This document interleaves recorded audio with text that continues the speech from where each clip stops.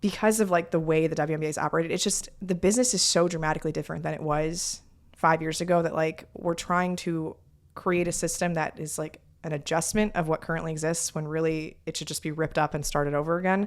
But it's really hard to just start anew, like that's just a much more challenging imaginative exercise, when a league has existed for nearly 30 years.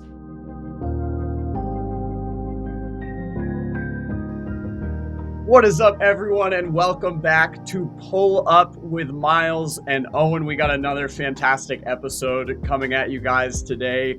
We welcome reporter for The Athletic, Sabreena Merchant. She talks about the latest updates surrounding the WNBA's collective bargaining agreement and her fantastic recent mock draft. Plus, on top of that, we're going to share some news about the podcast, but you'll need to stay tuned to the end of the episode to hear more about that. But first, let's start with a quick overview of the CBA situation. Owen, I'm going to put 1 minute on the clock for you. Just give us a quick summary of what's happening. You ready? I'm ready. Let's get it. All right. So, Front Office Sports' Annie Costable, friend of the pod, released a fantastic article today with tons of new updates around where the CBA negotiations stand currently. And it's a bit of a mixed bag in terms of the firm numbers. The average annual salary proposed by the WNBA increases to $500,000. The max salary bumps to $1 million with a chance to increase to $1.2 million.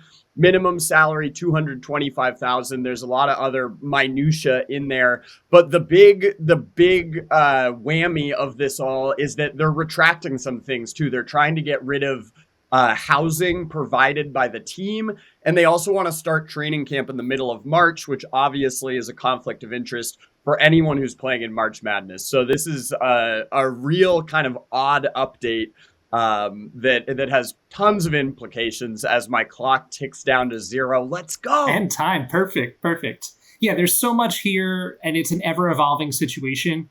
I'm super curious to hear what Sabreena has to say on this. So let's stop talking about it ourselves and jump right into this conversation with Sabreena Merchant. We are thrilled today to welcome to the show, friend of the pod, an overdue guest, staff writer at The Athletic. She's a co-host of the brilliant No Off-Season podcast. Sabreena Merchant, thank you so much for joining us during a very busy time for you. You're fielding calls left and right, doing the real reporting. How's it going? It's going great. Thank you for the very, very kind introduction. Been, following your work for a long time too. So thanks for having me on.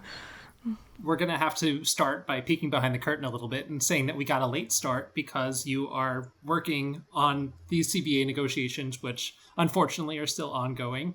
So let's start there. What is the latest with where the W and the Players Association is at, and what have you heard? Yeah, so credit to Annie Costable of Front Office Sports for reporting, earlier today on Tuesday that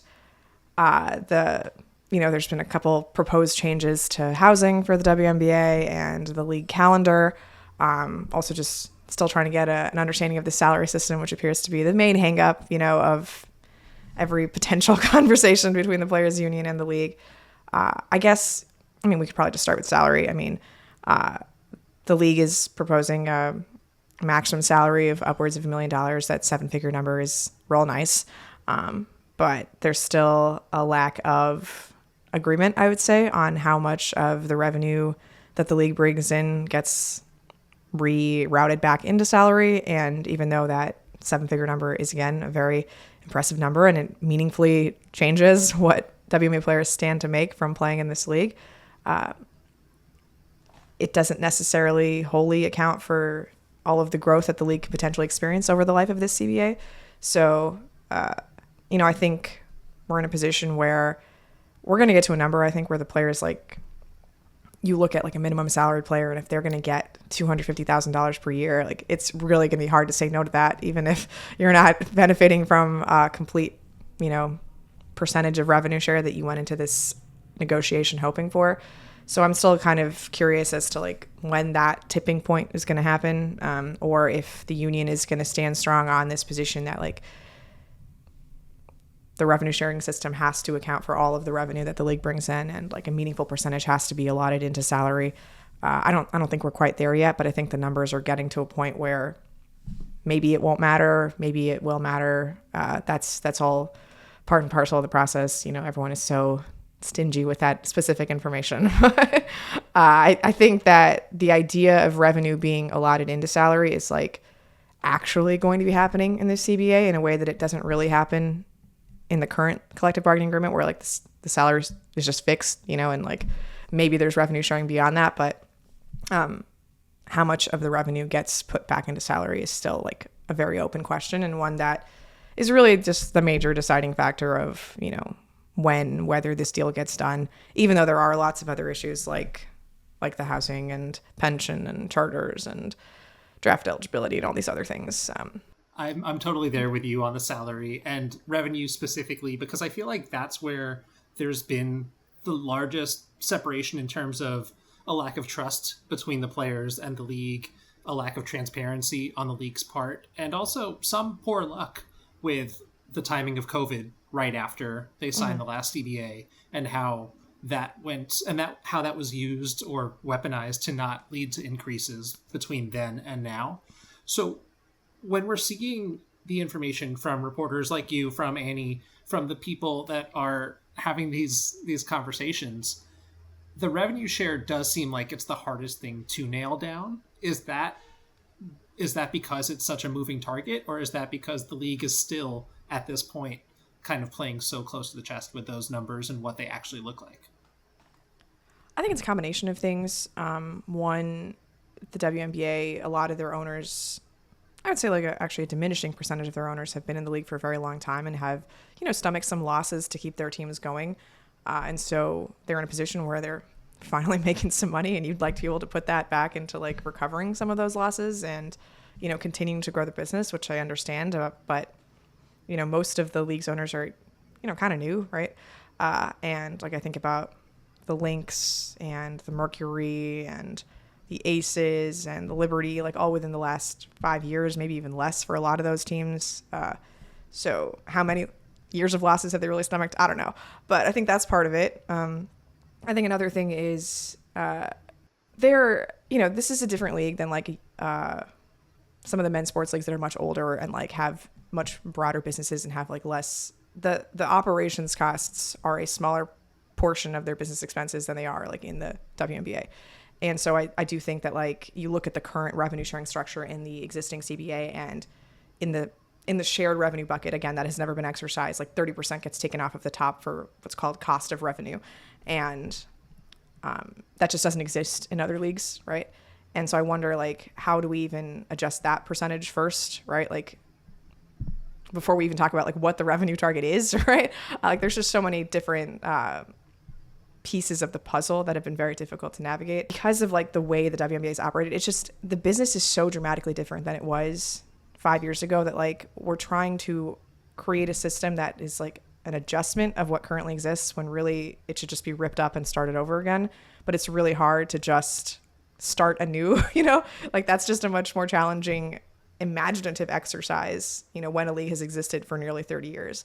So I think that's part of it. It's just we're anchored to all of these systems that made a certain amount of sense for where the league was in previous iterations. And now the league just doesn't resemble that at all. But because of these previous documents that exist, it's just really hard to completely move away from that. And I think that's some of like the tension that exists because, the players envision this as an entirely new business and the owners still see it as like, okay, well, this is what we had last time. Let's just keep moving. I think that's where some of the disagreement exists. I think that's such a fascinating point. We want to move on to basketball, but I have one more CBA question. I could, record a whole podcast on what you just said because it brings me back to episode 3 that we did, Myles, with Kate Fagan talking about reimagining, the structure in sports and why do we have to follow certain scripts when we could tear it all up and start anew. But that's a tricky thing to do in reality. But my final CBA follow-up is one of the things that caught my eye from Annie's piece this morning, Tuesday morning, as we're recording, was a proposal to start training camp in the middle of March. And I think one of the things that has been such a staple of the women's basketball calendar is that you have March Madness, you have the national championship, there's about a week, and then the draft happens, another week or two for players to get situated, and then boom, training camp starts. It's a very hectic schedule, but it allows for the incoming rookies to finish their college season and enter training camp on day one. And one of the sources that Annie quotes in this piece says, logistically, this makes no sense. Not only is there college basketball, there are other leagues, that are happening in the off season of the W that are popping up. What have you heard on that front? And just like from your own opinion, like, does that make sense? Is that something that really seems like it might actually happen? And how would that look? Right. So something that I'm pretty sure a lot of people are not aware of is the WNBA CBA currently has a provision where the calendar can start on April 1st.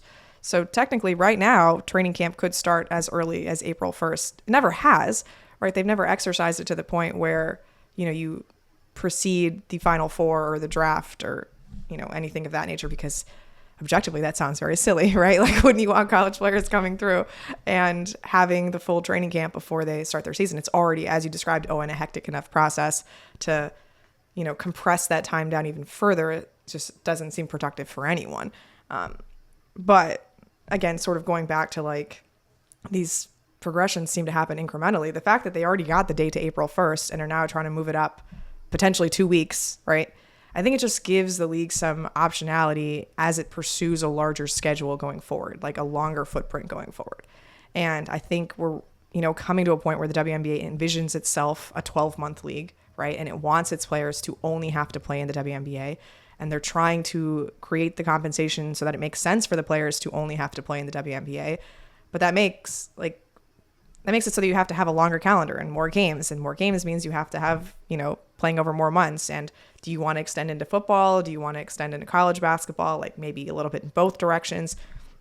I imagine that's all part of the picture. So I think that earlier training camp date is almost like we're doing the legwork for the next CBA when we, try to push to like 60 games in the calendar when we have 5 more teams coming into the WNBA. It's not so much for now, it's for a little bit later.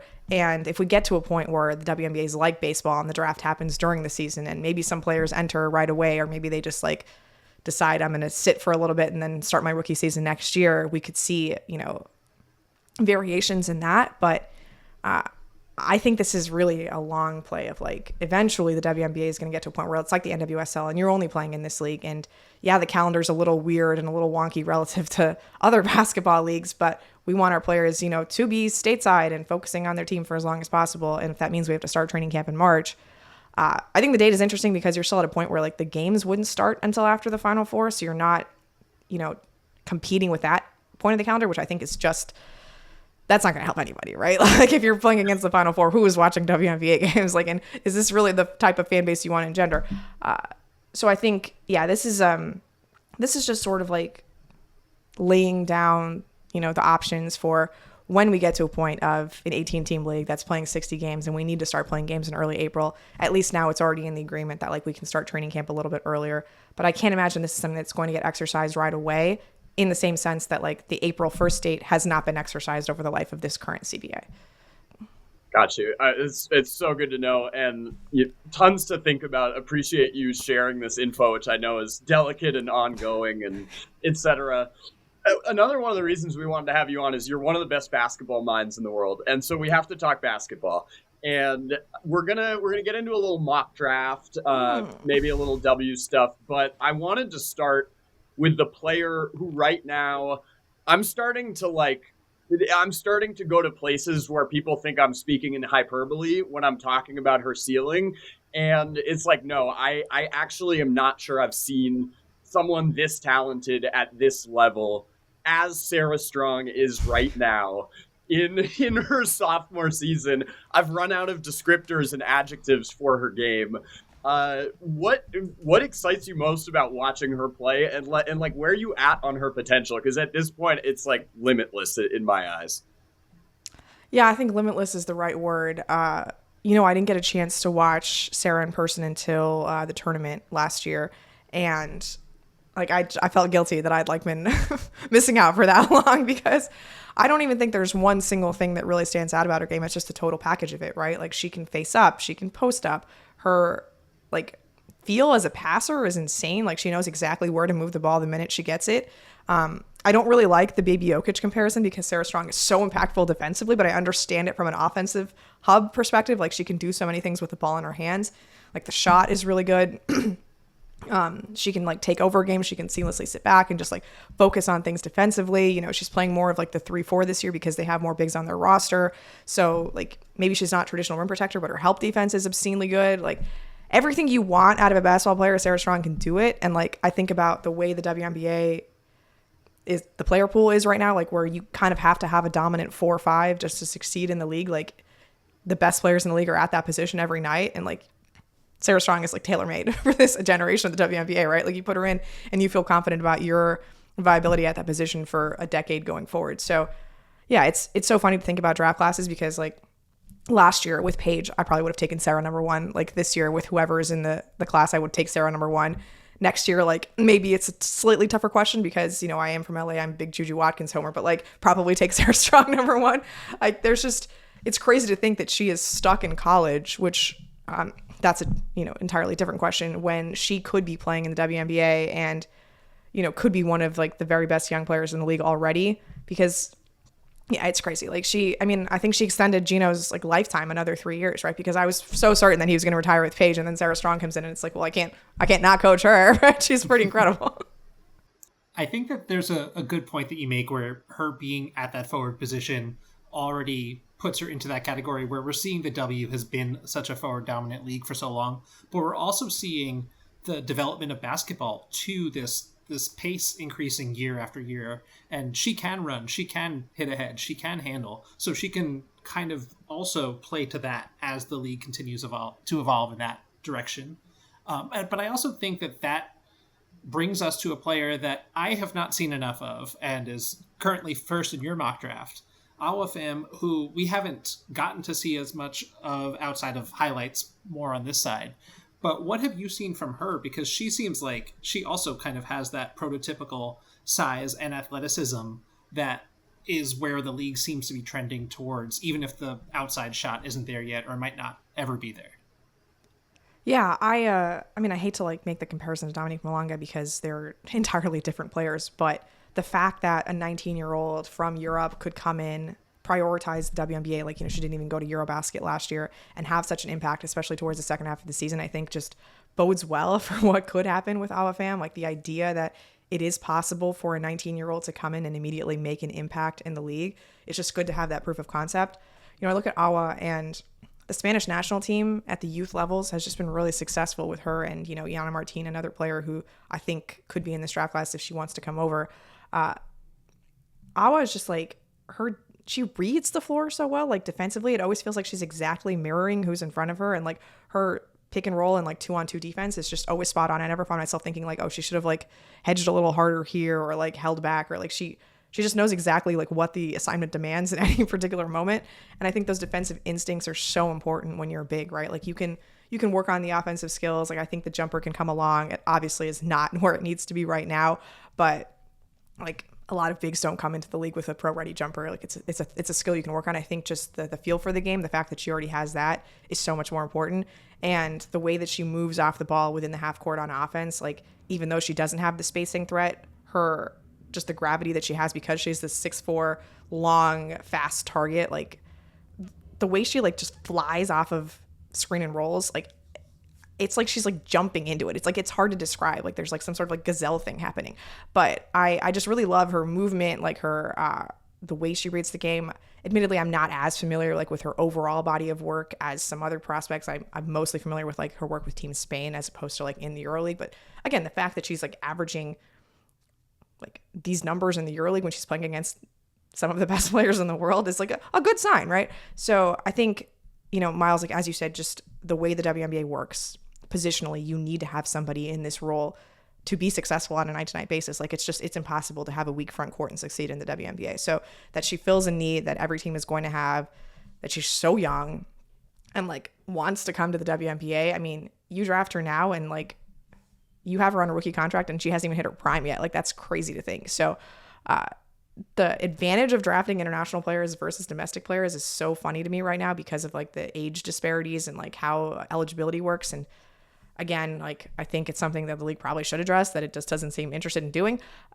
But the idea of like drafting Awa, having her in your system for like 7 to 10 years and just getting to see her grow and develop every single year, because every time I watch her, she feels like she's gotten better. So I think it's pretty cool, like how good she already is and just what sort of feel she has for the game right now. And I'm probably a little bit biased because like she is so much younger, and I just think that there's so much room for her to grow relative to like some of the college prospects who are going to be 23 when they start their WNBA careers. It is such a fascinating point because we see in the NBA the flip side where like a player who plays all 4 years in college tends to drop a little bit. And it's almost like the reverse here, where it's pretty rare, as you said, to have someone who's coming in so much younger and with such immense potential. I'm also just fascinated by this draft because I love a draft that doesn't have a consensus number one.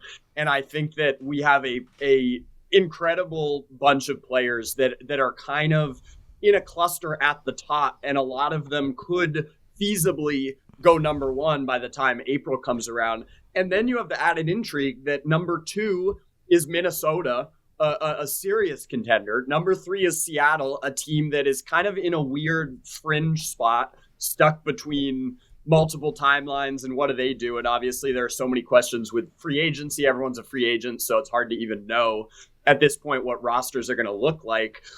But is Olivia Myles, who seems to be suffering a little bit of shooting regression right now, or was last year's shooting an outlier? It's kind of tough to say, but she seems like a pretty perfect fit for the Minnesota roster that, you know, could use another point guard, depending on how you feel about Courtney Williams. And then you've got Seattle, number 3. We just heard Gabby Williams on AZ Fudd's podcast talking about how, hey, if you could like maybe not be hitting so many 3-pointers so that you can fall to us at number 3. And like, you know, AZ, now that she's been able to finally string together a few seasons of good health, it's like, you know, she looks like she could absolutely be the number 1 pick. Where do you see the cards falling? You have Olivia at number 2 and AZ at number 3. Why did you land on those specific picks, and what do you see as the fit for those two teams? Yeah, fit is a lot harder to assess in this particular year because everyone's a free agent, right? Like I look at Minnesota's roster and the only person under contract is Anastasia Kosu, right? And so it's like, okay, well, I'm sort of putting Olivia Myles there on the sense that I think she, you know, could play next to Nafisa Collier and Alana Smith and Bridget Carlton, but like who knows if they're even going to be on the team next year. So it's hard to assess those things, but I just think Olivia Myles, you mentioned some of the shooting regression from 3-point range. Her free throw percentage is still as good as it was last year, a little bit better than it was last year too. So that gives me a little bit of hope that like at least that's gone up every year. And even if the 3-point, I don't think she's gonna be a 40% 3-point shooter like she was last year at Notre Dame, but if she settles into like a 35% range, that's really fine, you know? So the regression is something to keep an eye on for sure. But I'm not, you know, it's not like selling her in a way that, selling her stock, I should say, in a way that like, you know, what if she'd been shooting, I don't know, like 65% from the foul line too. But yeah, I just think Olivia Myles, for one, like she's like my favorite player to watch in this class because she's just super fun with the ball in her hands. Like she can make the kind of passes that just have a certain amount of flair. You know, it's not something I necessarily associate with like Minnesota all the time, but I think the way she sees the court, like the hit-ahead passes, the outlets, like the fun little lookaways and like bounce passes, and like she can just do so many cool things with the ball in her hands, and it's obviously a skill. It also makes dramatically fun to watch, but I don't think there's any pure point guard that I've seen in a few years coming out of college that just can like do that sort of thing. And obviously like Caitlin and Paige are wonderful creators with the ball in their hands. They're just different kinds of players. Olivia can just make like every single kind of pass, and it's fun to watch. And if the jumper is like actually real and she can hit it at a passable rate, then, you know, you have the scoring threat that you want at that position. So I think she just has like a more complete set of tools than maybe some of the other prospects in this class. And that's why I like her at number 2. Also because I just think like playing under Mark Campbell for a year is going to help her solidify some of like the pro offense type skills that I think she still has like the bag pretty well taken care of. But I think that system is going to be helpful for her just to like immediately go right into the WNBA. As far as AZ, like we've never really seen her play this way for more than like 8 consecutive games, right? And so it's awesome that she's been doing this, you know, at UConn, because like this is the player that she was promised to be, right? Like a number 1 recruit coming out of high school, coming to UConn. Like this is what the path is laid out to do, right? And we've just never seen it for a very long time.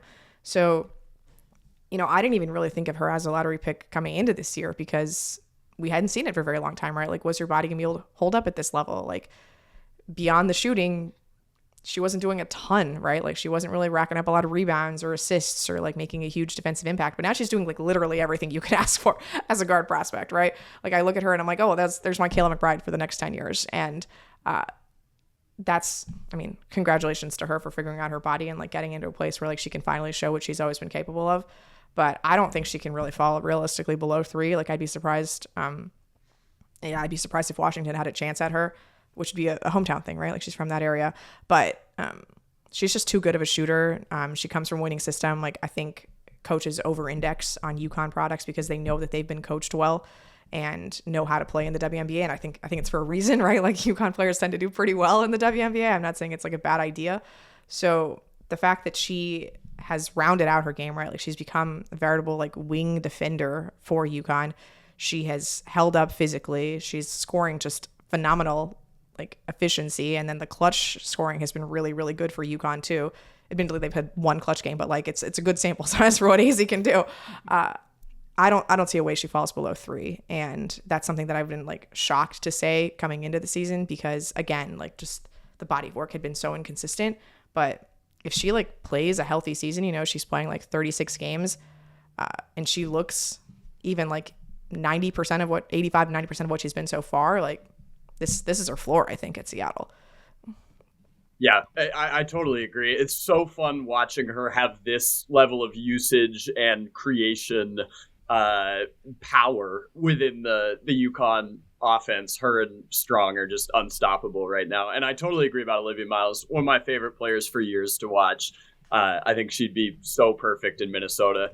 My final draft question is kind of more theoretical. I got to think about this reading your mock and thinking about what Dallas does with the number 1 pick. Obviously, Olivia Myles probably the one player who just doesn't make sense for them. Paige is the foundational franchise cornerstone at this point, and she's a 1. She's someone who's going to have the ball in her hands, so you don't need another traditional point guard necessarily. But where do you stand overall if you're a team like Dallas that's been in the muck for a long time? Drafting for need versus drafting best overall. And sometimes that kind of is the same thing. Sometimes that aligns. But I got to think about this with FAM versus FUD and kind of the thought that the Wings really need bigs. They have a really lacking front court right now. And as you mentioned earlier, where the WNBA is, you need a dominant 4 or 5 to contend for and win a title. Dallas doesn't have that. But if they were to think that AZ Fudd, if she stays healthy this whole season and continues at this level or something approximating this level, and they think she's actually the best player right now, do you think that a team in Dallas's position should always be going best overall? Or do you think that need is still like a real factor that needs to be taken into account? And obviously this isn't a binary thing, and it's probably, a bit of both. Yeah, I'm of the belief that if you're the number 1 pick, you should just be drafting best player overall, because if you're the Wings, you're probably considering, we're trying to win this year, right? So we're not going to be in a position where we have an opportunity to draft this high for a very long time if things go according to plan, right? Yeah. And maybe you think that AZ is the right player to play with Awa, or with Paige. Maybe you think Awa is the right player. Maybe you think it's Flage or Olivia Myles. Like, I honestly could see Paige as more of a 2-3, and you put Olivia Myles next to her, and like that's a phenomenal backcourt going forward if you think that that's the best player in this class. But one, I think Paige is so malleable that you don't have to worry about fit in the same way that you would another player where like you literally can't draft at the same position. And 2, like I said before, I just think this opportunity is so massive, like to get the number 1 pick. I realize it just happened last year, but like it's not going to happen again if things go well for the Wings. So I don't think you can focus on fit right now, especially with like the entire league becoming free agents. Paige is a draw. You've got a new practice facility. You're going to be playing in downtown. Like, there are enough things to sell people on wanting to play for the Wings. They don't have to worry about taking that player in the draft just to fit a hole, right? I think you can worry about, over the next 10 years when Paige is going to be the best, we think Paige is going to be the best player in the WNBA. Like, this is going to be the player that is the best possible person, to also play for the Dallas Wings is the way I would approach it. I do think that there is that other wild card element of it, of how much do you have to keep Paige happy if you're an organization that has a history of not keeping its stars happy. But that's something that they would know a lot more internally. And obviously it's a new culture there. It's mostly a new front office regime under Kurt Miller, but there's still people there that have been there for a very long time.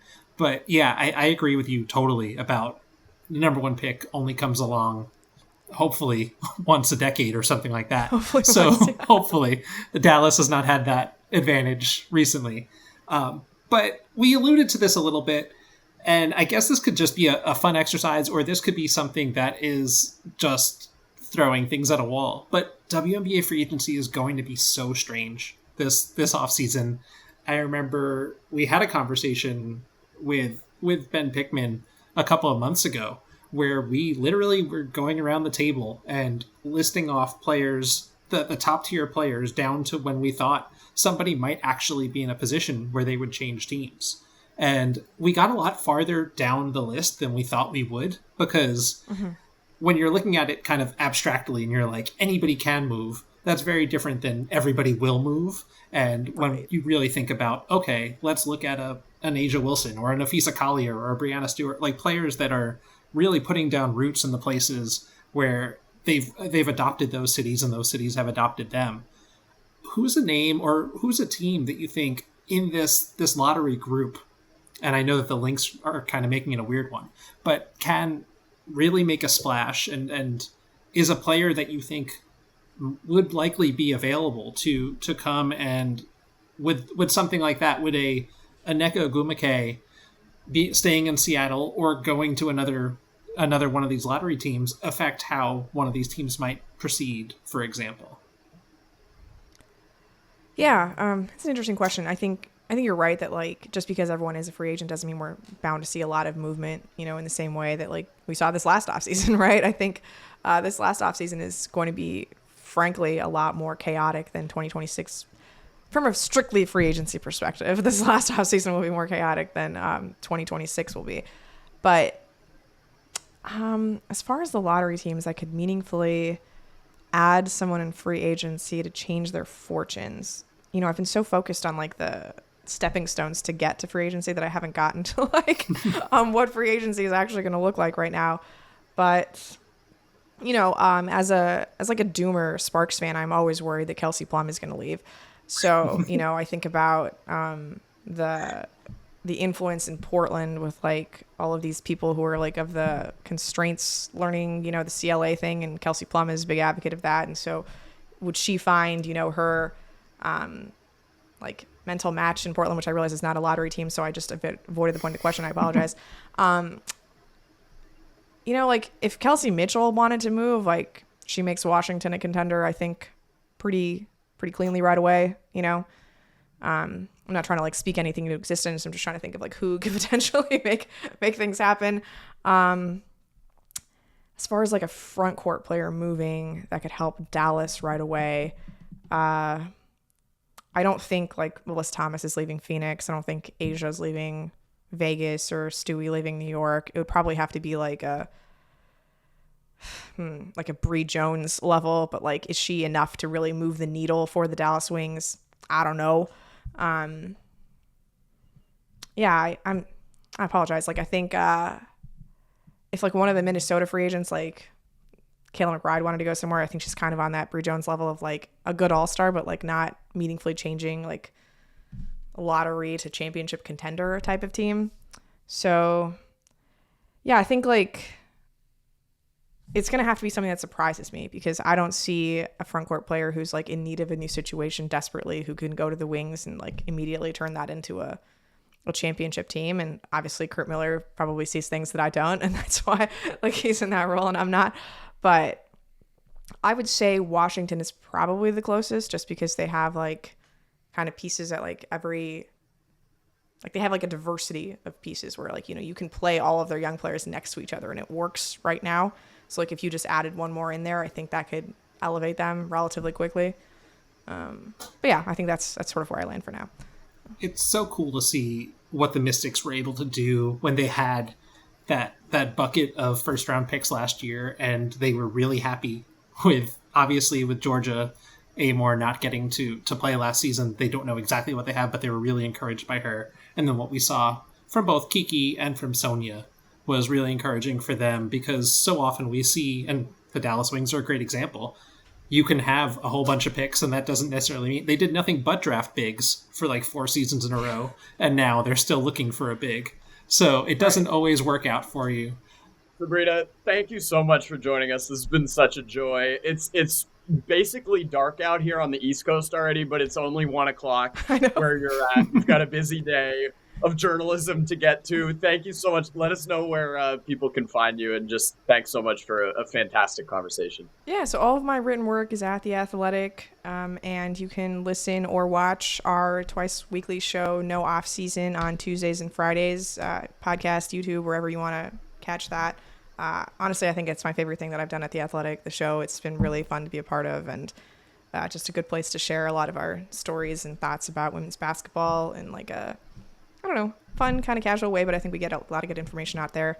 And thank you to both of you for having me on, and just everything you guys do covering the W and New York Liberty in particular. And I love the jersey collection, by the way, behind you, Owen. It's good stuff. So yeah, thanks again for having me. Thanks, Sabreena. Oh, and that was such a fun conversation we just had with Sabreena, longtime fan, friend, just colleague in this space.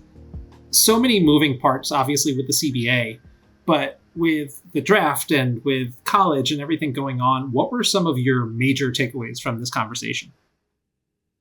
Yeah, shout out to Sabreena. Sabreena rocks. I think that there's so many elements that stuck out to me that have me, having a billion different conversation branches going off in my head now.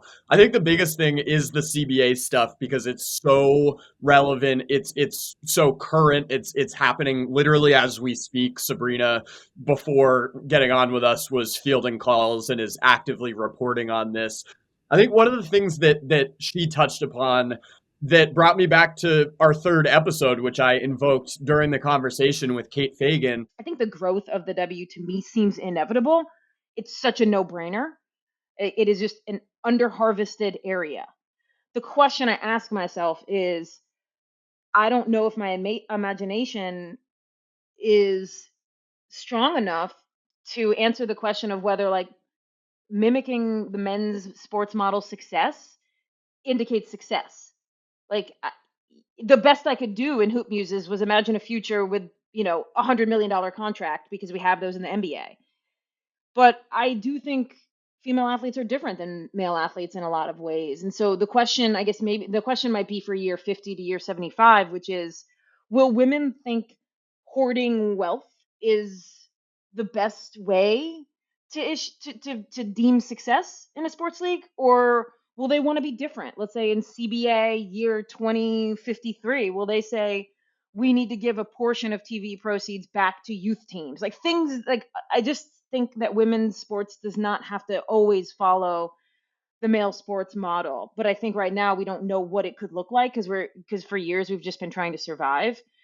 But that's the question I ask myself, is like, will women deem success different once they have reached a level of success and financial success where they don't have to worry about the issues we've been worrying about? The players kind of look at the WNBA currently as a new business, and the owners are kind of holding on to what it used to be, and this as a traditional institution, and where we have to follow this blueprint that's been laid out for years and years and years. And what Sabreena spoke to, I think, is super true, that the players have a ton of power right now. They're incredibly organized, and they see this as an opportunity to almost start anew, even in these ongoing negotiations that Annie Costabile reported on earlier this morning, Tuesday morning, that Sabreena and Ben Pickman of The Athletic and all these other people are reporting upon. It's something that the owners are trying to give, a little bit here and then retract stuff back in other areas. And so that's why I was taken back to that episode with Kate, which I just was one of my favorite conversations, because it got me so excited and thinking in such a different way about these issues. And I think that that's a really important thing to consider right now, is that we don't need to follow the traditional steps of, okay, you get a little salary bump here, but we're going to take this away now. It's like, no, actually, the WNBA is popping. Word to Sanaya Rivers and her handbag at the draft this year. The WNBA is popping. It is, numbers are exploding. It's super sustainable. The momentum is there, and that's all the more reason for the players to ask for what they deserve and hold out until they get it. Totally. I'm glad that we got clarity also on some of these newer movements. Because like you said, Annie Costable's reporting came out today, and we were able to get Sabreena, who's boots on the ground, to respond to some of those latest developments within hours, which is pretty cool. But it just has me thinking about how the league had this quarter century head start with no competition at all. And with all of these players that were just thinking, okay, my goal is the WNBA, because when I grew up, my goal was to be the first woman playing in the NBA. And then this league came along and this was my opportunity. And now there are these real competitors that are coming into play. And that's why we saw prioritization with the last CBA, where they want the they want that to be the main thing. And we're seeing the growth of Unrivaled and Athletes Unlimited. And now this new Saudi-backed league, Project B, that's starting next year. And the league is trying to say, okay, we're going to grow our footprint so much that you're going to have to prioritize us. We've seen issues in the past when that goes up against some FIBA games and the league has to move around things, or the Olympics in the middle of the season. My biggest question mark there, though, is more than half of these teams are sharing arenas with NBA franchises. And the problem has always been that the W is not going to get the first crack at those arenas. We've seen that with the Sparks. I mean, that's something we probably could have followed up with Sabreena on, because we've seen that the Sparks over the last decade or whatever it is, they get marooned for the first month of the season or go on a long road trip or something like that because they don't have access to Staples or crypto or whatever it's called now. And I think that is something that's still going to be a sticking point. We did talk about the college part because, yeah, you're going to basically take away a postseason to focus on games that really don't matter. At the pro level, you're going to have a really bad audience there. You're actually splitting your audience there in a way that you're not with other sports. But I don't see how it's feasible that they could extend into the NBA regular season or their 2-month playoff that already takes up a really long time on the men's side. Yeah, I totally agree with all that. Real quickly, other little things before we head out here on Sabreena's conversation. I love the Sarah Strong talk. It's like I am mentioning to everyone, it's so fun to be so tapped in and to work in this space and then get to tell all your family and friends like, hey, you should watch out for Sarah Strong because you're going to be hearing about her soon. Like, she's really, really good. And I liked what she said about that she kind of a little bit rebukes the Baby Jokic conversation. We're a podcast that is always going to center women's sports. So for those of you not familiar, Nikola Jokic, player for the Denver Nuggets, multiple-time MVP, NBA champion, arguably the best, one of the best players to ever play in the NBA.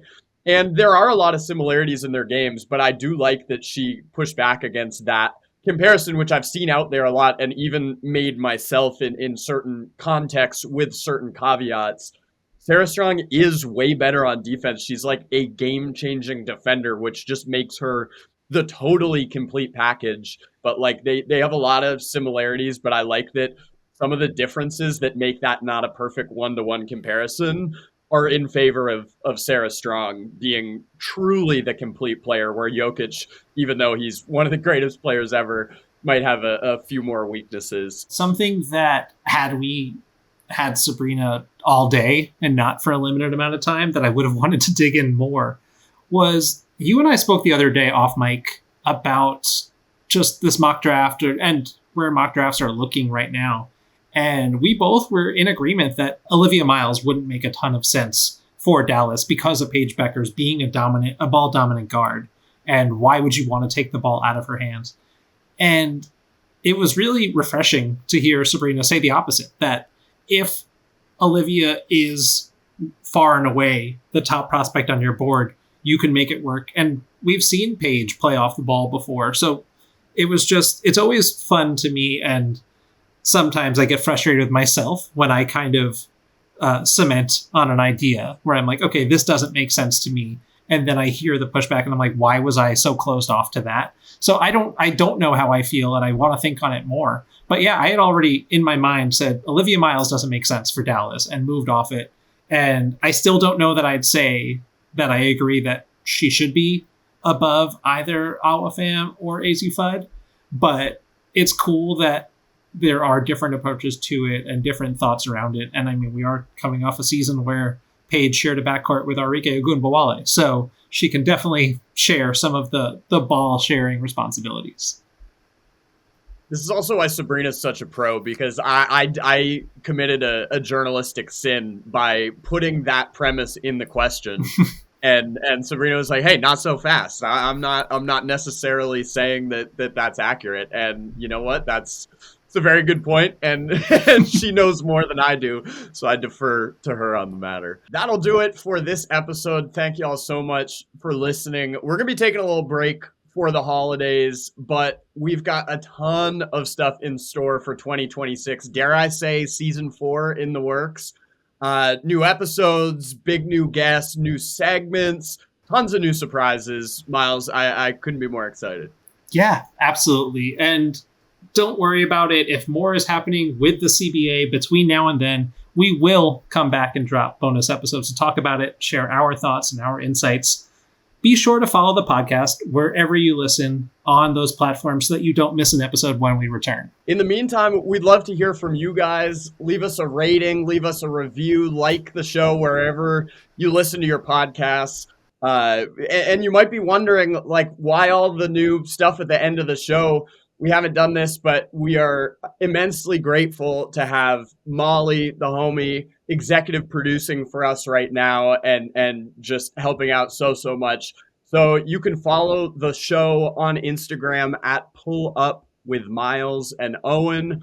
You can follow me on Twitter if you want a bunch of all caps screaming about my favorite players at Owen Pence. And you can follow me on Twitter also at Myles Ehrlich. And our show also, every episode we do, the full episode goes up on YouTube at Pull Up with Myles and Owen. So if you want to see our faces, then that's a good way to stay up to date with that. And if you're looking for more content from us while we're gone, make sure to check out our Patreon Step Back with Myles and Owen. We know that we've let that go a little bit. Things have been chaotic, but we really intend to pick that up, especially if we're looking for episodes without conversations with a guest. It'll often be the two of us and our buddy K-Dot who helps out there. But I think that's it. I think we're ready to call it wraps on 2025. We sure are. It's been a great one. Shout out to some of the episodes too. We've had our biggest guest this year. It's been amazing. We were in person with Kalia Copper back in February at Unrivaled. We recorded with Jonquel Jones, Finals MVP for the first episode of season 3. We got to record in person with Natasha Cloud this season during the WNBA playoffs. So we're so grateful to everyone who's helped out with booking of guests, who's joined the show, etc. And until our next episode, happy holidays. Go Gamecocks. Go Trojans. We'll see you in 2026. Pull Up with Myles and Owen is hosted by Myles Ehrlich and Owen Pence. This episode was written and produced by Myles Ehrlich, Owen Pence, and Molly Socha.